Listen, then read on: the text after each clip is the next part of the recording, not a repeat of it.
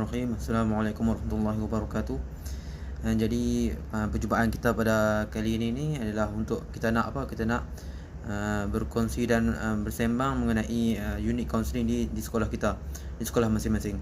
Jadi apa yang dapat saya kongsikan mengenai unit kaunseling di unit bimbingan kaunseling di sekolah saya, iaitu sekolah sekolah menengah kebangsaan agama Arau Perlis.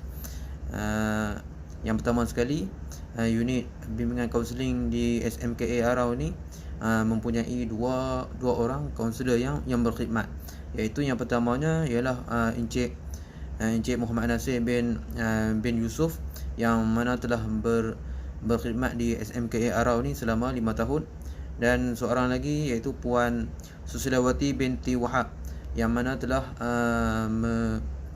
berkhidmat di sekolah menengah agama Arau ini selama 9 tahun. Dan melalui pemerhatian saya, saya melihat Encik Nasir ni mempunyai sifat empati yang sangat tinggi. Beliau merasakan saya melihat beliau ni boleh merasakan sendiri proses mental yang berlaku, proses mental dan emosi yang berlaku pada klien yang datang berjumpa dengannya. Dan beliau ni juga sangat pandai dan jujur dalam perhubungannya sesama dengan klien. Terima kasih Suhaib di atas perkongsian tadi. Satu perkongsian yang menarik. Kita dah lihat tadi kaunselor di SMKA Arau mempunyai sifat empati yang tinggi. Dan sifat empati ini penting bagi memastikan kaunselor itu dapat menyelami dan juga memahami apakah yang dihadapi oleh klien. Baiklah, kita lihat pula apakah ciri-ciri yang ada bagi kaunselor di sekolah saya, iaitu di Sekolah Menengah Kebangsaan Seberang Temerloh. Dan saya telah memilih seorang kaunselor, iaitu Encik Azali bin Mat Piah. Okey, berdasarkan kepada pemerhatian saya lihat Encik Azali ini merupakan seorang yang mesra dengan orang yang berada di sekelilingnya. Dia mesra dengan guru, dia mesra dengan AKP, anggota kumpulan pelaksana, dan dia juga mesra dengan murid. Dan ini penting bagi memastikan wujudnya hubungan yang baik di antara kaunselor dan juga klien, bagi memastikan klien mudah untuk menceritakan masalah mereka. Dan yang kedua, saya lihat Encik Azali ini merupakan seorang yang begitu menjaga kerahsiaan. Beliau merupakan seorang yang jujur, yang mana beliau menyatakan bahawa setiap kali sesi kaunseling dilakukan di antara beliau dan juga klien, beliau akan menjaga kerahsiaan tersebut, dan ini akan menjadikan klien itu lebih mempercayai kepada kaunselor. Jadi ini merupakan satu perkara yang penting, ciri yang penting yang perlu ada bagi seorang kaunselor. Jadi kita dah lihat tadi apakah ciri kaunselor yang ada di SMK Arau dan juga apakah ciri kaunselor yang ada di sekolah saya, iaitu di Sekolah Menengah Kebangsaan Seberang Temerloh. Jadi sekarang kita nak lihat pula apakah sebenarnya kemahiran yang perlu ada bagi seorang kaunselor. Jadi Farhan, bagi pendapat Farhan lah kan, apakah kemahiran yang perlu ada bagi seorang kaunselor? Farhan, silakan. Kalau sekolah saya mudah. Apa yang saya tengok, apa yang saya pati dekat kaunselor ni, dia ni mesti ada kemahiran lah macam ni. Dia mesti ada beberapa kemahiran lah. Yang saya dapat simpulkan ni kemahiran yang agak penting lah bagi saya. Kaunselor ni dia perlu ada kemahiran membina hubungan. Sebab klien atau pelajar kan dia nak sampaikan dia punya perasaan.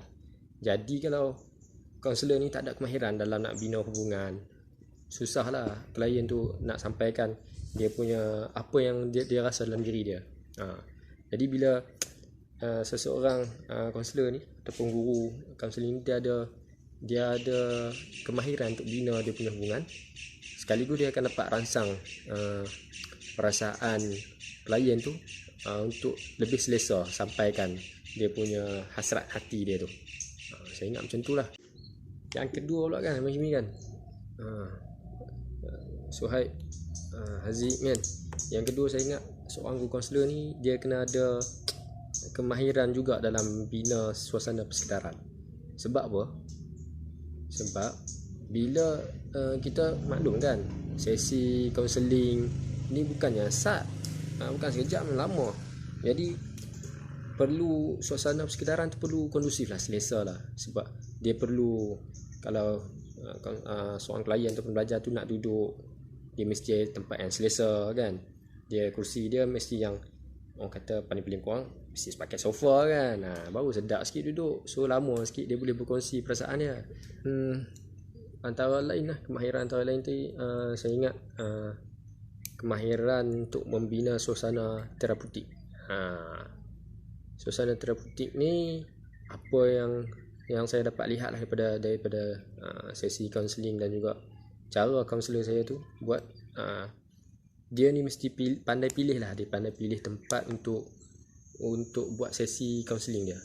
Jadi bila dia pandai, dia pilih suasana ataupun suasana yang relax, yang nyaman, yang tenang kan. Contohnya tempat yang sunyi.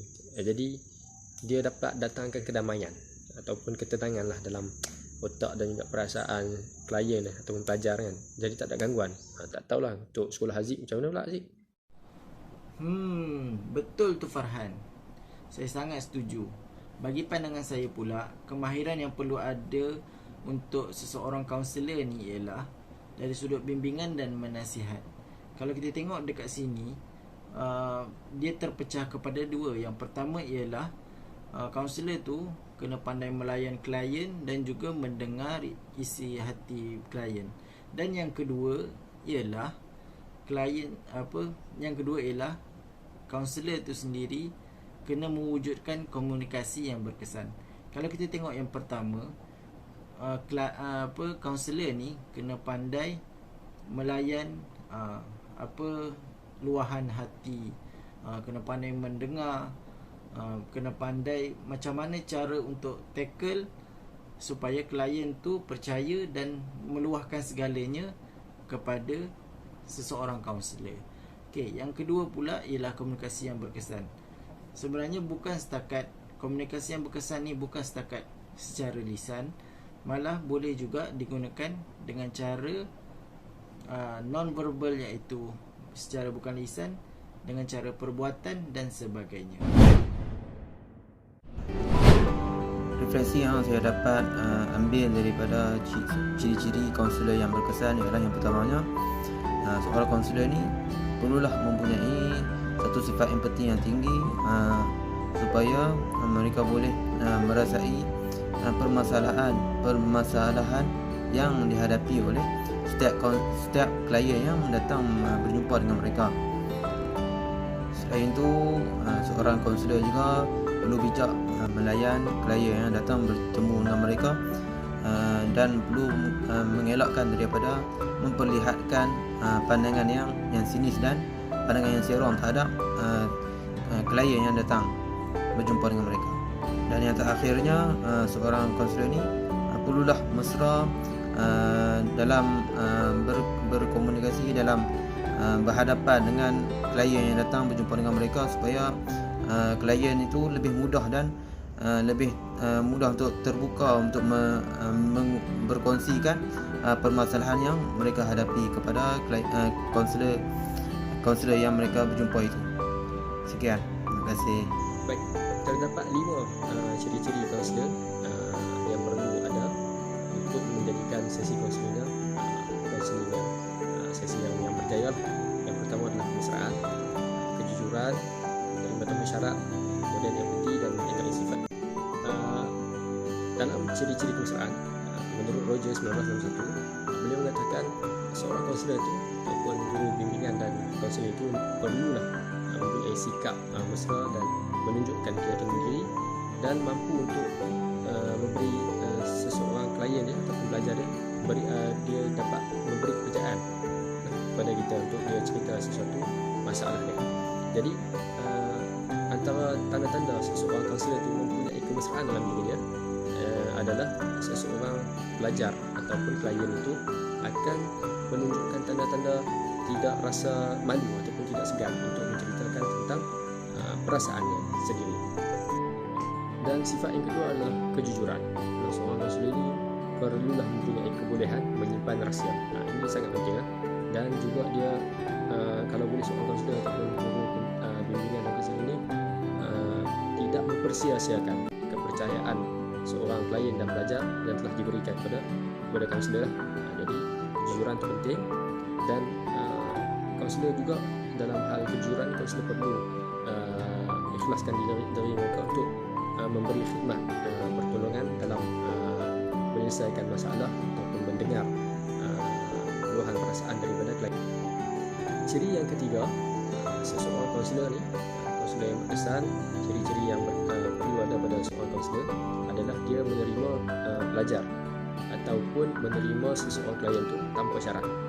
Maknanya terima klien tu dalam keadaan dia datang dengan kita macam itulah kita terima dia, pelajar datang dengan kita macam itulah kita terima dia, dan kita, orang kata, bila kita dah ada kita terima seorang klien ataupun pelajar tu tanpa syarat, jadi dia akan mudah rasa, dia akan selesa untuk kita sampaikan, untuk dia sampaikan perasaan ataupun apa yang dia telah lalui, tekanan-tekanan yang dia akan berkongsi dia perasaan. Untuk ciri yang keempat adalah sifat empati perlu ada pada diri kaunselor ataupun guru bimbingan dan kaunseling, kerana sifat empati ini dia adalah seperti kita cuba untuk mendengar dan memahami situasi klien kita dan juga pelajar kita.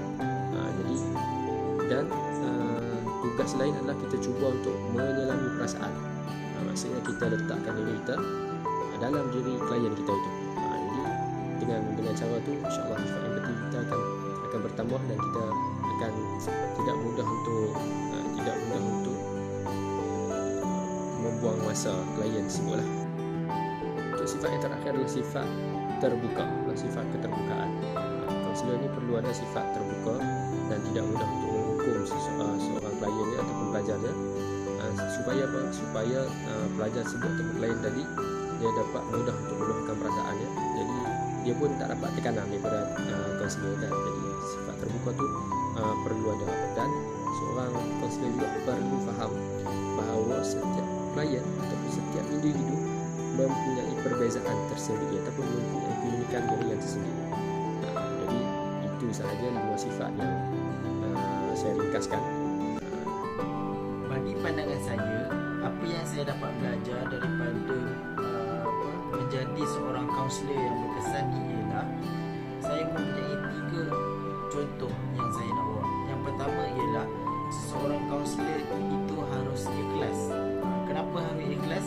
Kerana apabila seseorang kaunselor itu ikhlas, maka klien tu akan dapat connection hati dengan kaunselor. Dia dapat merasakan bahawa kaunselor ni betul-betul nak tolong dia, dan juga kaunselor ni memahami apa yang dia rasa. Dan yang kedua ialah bertakwa. Kenapa perlu ada bertakwa? Ia adalah kerana seseorang kaunselor itu mendapat kepercayaan penuh daripada klien, kerana kaunselor itu tidak akan sesekali untuk tidak beradab dan juga melanggar etika yang telah ditetapkan dalam bidang bimbingan dan kaunseling. Okey, yang ketiga ialah kaunselor itu harus mempunyai sikap tanggungjawab kepada individu. Maka kaunselor itu akan memberikan nasihat dan juga pandangan dengan cara memikirkan suatu perkara itu apa yang terbaik untuk klien mereka, dan kemudiannya klien dapat memilih sesuatu perkara yang diberikan oleh kaunselor dengan baik, iaitu dia boleh memilih jalan ni ataupun jalan yang ini. Kedua-dua jalan yang diberikan oleh kaunselor itu insya-Allah mampu untuk membantu klien di masa yang akan datang. Baiklah, sepanjang pengajian kami bagi subjek bimbingan dan kaunseling ini, saya dapati bahawa terdapat banyak ciri dan juga sifat yang perlu ada bagi seorang kaunselor. Di sini saya ingin membawakan 2 sifat ataupun ciri yang perlu ada bagi seorang kaunselor. Yang pertama, kaunselor itu mestilah tidak cepat menilai klien. Tidak cepat menilai klien. Dan yang mana kaunselor juga perlu menerima seadanya keadaan latar belakang klien, dan kaunselor juga perlu mempercayai kemampuan dan juga potensi yang ada pada diri klien. Itu yang pertama. Yang kedua, saya bawakan ciri yang perlu ada bagi seorang kaunselor Muslim. Yang mana kaunselor Muslim ini perlu mempunyai sifat amanah. Perlu amanah dalam tugasnya. Ianya perlu kaunselor itu perlulah orang yang boleh dipercayai dan juga ikhlas dalam kerjanya.